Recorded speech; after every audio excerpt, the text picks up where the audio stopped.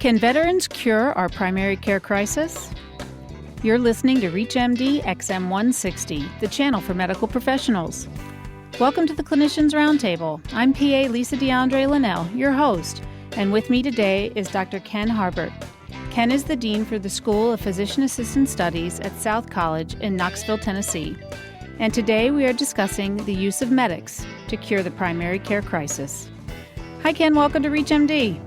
Hi Lisa, thank you so much. It's great to talk to you again. Ken, the original physician assistants were medics.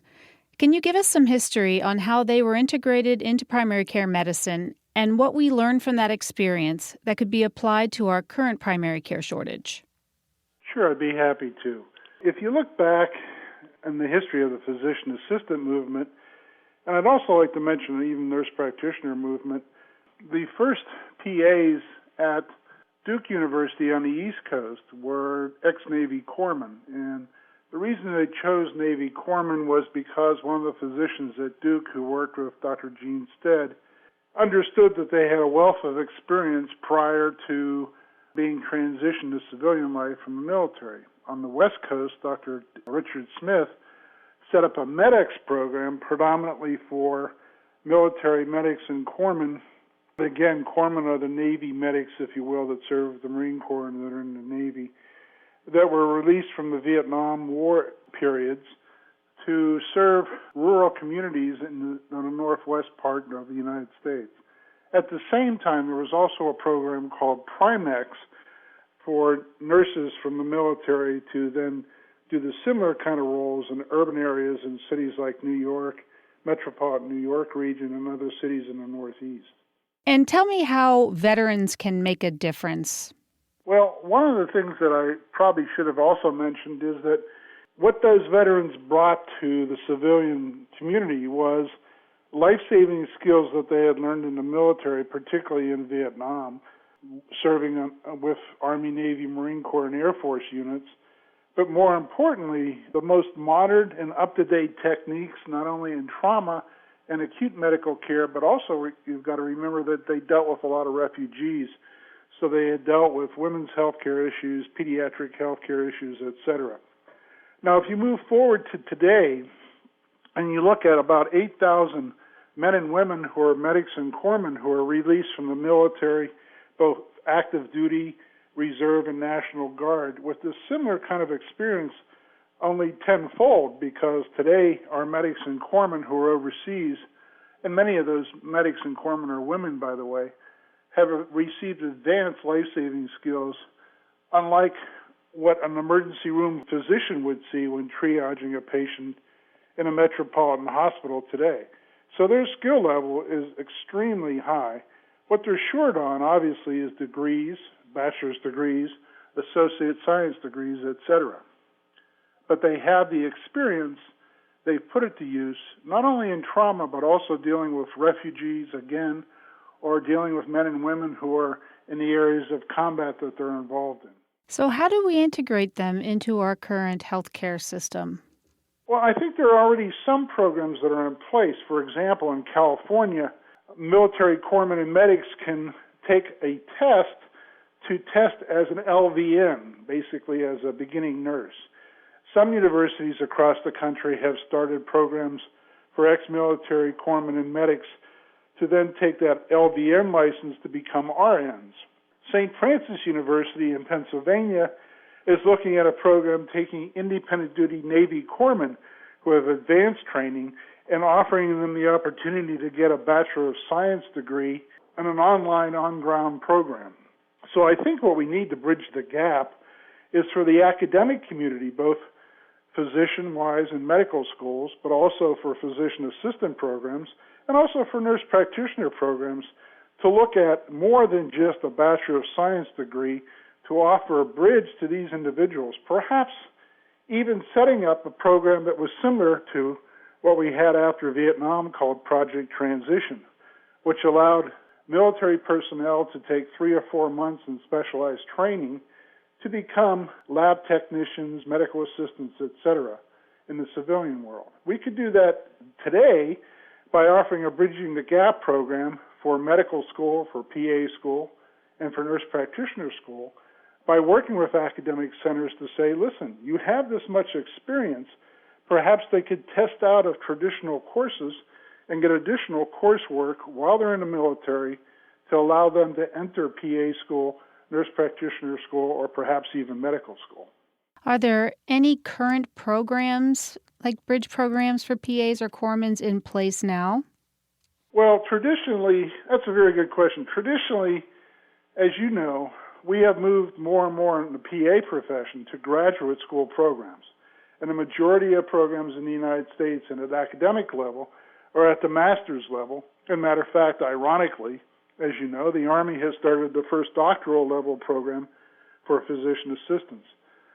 As I mentioned, St. Francis University has a federal grant to look at training independent duty corpsmen to become beginning level individuals who might be able to enter a PA program with a Bachelor of Science degree. But I'm not aware of any other programs across the country except perhaps the University of Washington, that MEDEX program that I had mentioned, which really traditionally has taken a large amount of military personnel. Again, because they weren't a master's level program, they were a certificate program. Now that they're moving to a master's program, it's going to be harder for them to attract that same pool of military personnel they attracted before. So I think while some programs, two programs in the United States have stepped up to look at this issue, nobody else that I'm aware of has, and certainly medical schools haven't looked at that. And why do you think there aren't any bridge programs? I think it's twofold. Number one is the current GI Bill, which will be one of the best GI bills since World War II. It has been limited to two things. Number one, it's been limited to state-run universities, and number two, it has been limited to a baccalaureate degree and not a graduate degree. I think for those individuals in the military, it would be very advantageous if they were able to obtain a bachelor's degree while they're in the service and then transition to PA programs. Unfortunately, with our degree creep as it is today, to get in a nurse practitioner program or a PA program, you basically need a bachelor's program. And the problem rises with our young men and women, particularly those who are medics and corpsmen. The deployment tempo and the war tempo keeps them deployed, so they're not able to really complete the coursework necessary for a bachelor's degree. If you're just joining us, you're listening to the Clinicians Roundtable on ReachMD XM 160, the channel for medical professionals. I'm PA Lisa Dandrea Lenell, and I'm speaking with Dr. Ken Harbert, Dean for the School of Physician Assistant Studies at South College in Knoxville, Tennessee. And we are discussing the use of medics to cure the primary care crisis. So Ken, let's talk a little more about the doctorate degree. Now, the PA profession is slowly moving in that direction, and some of the original PA programs were certificate programs and 2-year programs, and they're being phased out. By moving to a doctorate degree, are we alienating all of these folks who could be a great asset for our profession and our profession's growth? Well, I think you've asked a very interesting question, and I am sure that, with every other profession in the world, if you look at law school, if you look at pharmacy school, if you look at physical therapists, and if you look at nursing, the physician assistant profession will, as you mentioned, offer more and more doctoral level programs or entry-level programs at the doctoral level. And while I don't think that's a mistake as an academic, I think it's short-sighted because if indeed we really want to solve the primary care crisis, why not say, listen, in 2 years to 3 years, we'd be able to train 8,000 to 10,000 ex-military corpsmen and medics to help solve some of these issues. And we could establish a grant or a federal funding source that would state specifically that they had to do 2 to 5 years in primary care. And that would allow us to have a core or a really strong experience cohort of individuals in primary care across our country within a matter of 2 to 3 years. If you look at the doctoral level program, a person has to first achieve a baccalaureate degree, then a master's degree, and then enter a program that way. So it's going to attract academically prepared people, but not people experienced, like these young men and women that are coming back from Afghanistan and Iraq and he'll be released from active duty probably during the next 2 to 3 years as the war tempo decreases. How do we find enough preceptors to train these medics if this can happen? Well, I think you've hit the nail on the head as far as the clinical learning phase, I think, for not only the PA world, but also for physicians and also for nurses. I think, us as clinicians are extremely busy, and our institutions, our healthcare institutions, focus more on volume than they focus on education. Education is becoming less and less of a priority for institutions as we really focus on the economy and focus on volume, focus on technology, and focus on access and outcomes as far as performance incentives for providers. And I think the issue is that we as PAs, number one, need to stand up and do what physicians have done forever, and that is see one, do one, teach one. We need to stand up and say, I want to take the responsibility of being a preceptor for a PA student. Someone did that for me, I want to do it for someone else. And I think it's a matter of culture.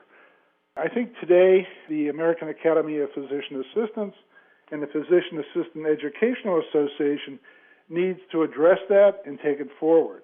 In the recent past, I think in the last year, both presidents of the Physician Assistant Educational Association have addressed that issue. One of your guests, Anita Glicken, I know certainly did at the House of Delegates. And I think we need to continue to do that and ask the people in the field to take the responsibility of training someone like they were trained, with the same quality, the same compassion, and the same understanding as they got when they were a student. What type of jobs do the medics take now when they leave active duty? Most of them go into, and again, I don't have specific numbers, but I would say most of them go into paramedic jobs, EMT jobs, or other what traditionally have been defined as allied health positions. Again, because they don't have the advanced educational degrees to get into graduate programs to be physician assistants or nurse practitioners.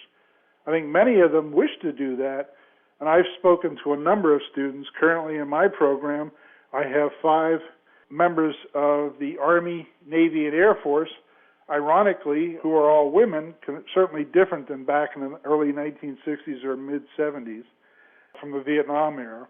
And these women are all combat veterans and are all interested in becoming physician assistants. They basically were fortunate enough to have the ability to obtain a bachelor's degree when they left the military, and it took them 2 to 3 years to get into a PA program. So I think most of those folks end up going into LVN positions, emergency medical technician programs, paramedic programs, or on-the-job training as an allied health member. So for people who want to get involved, where can they get more information? Well, I think right now, as I understand it, St. Francis University in Loretto, Pennsylvania, has a beginning program that is for a select number of independent duty Navy corpsmen. And it's the only program I know that offers a Bridging the Gap program to a bachelor's degree. I believe there are a number of schools in California that offer medics and corpsmen the ability to become LVNs, licensed vocational nurses, LPNs, But I don't know of any other programs that exist out there for a Bridging the Gap program like we're talking about. So I think right now the onus would be on the medical schools, on the PA schools, and I think the issue ought to be raised to the AAPA, American Academy of Physician Assistants, and the Physician Assistant Educational Association, is what are we going to do for that future group of veterans who are returning from the war? Are we going to do a Back to the Future kind of program that started our profession, or are we going to come up with something new and even better, like some of the things that you suggested, that can really provide a solid, sustainable solution to our problem currently with primary care? Thank you, Dr. Ken Harbert, for coming on the show. Thank you, Lisa. It was wonderful talking to you again. I'm PA Lisa Dandrea Lenell, and you've been listening to the Clinicians Roundtable on ReachMD XM160, the channel for medical professionals. Please visit our website at reachmd.com, which features our entire library through on-demand podcasts. And thanks for listening.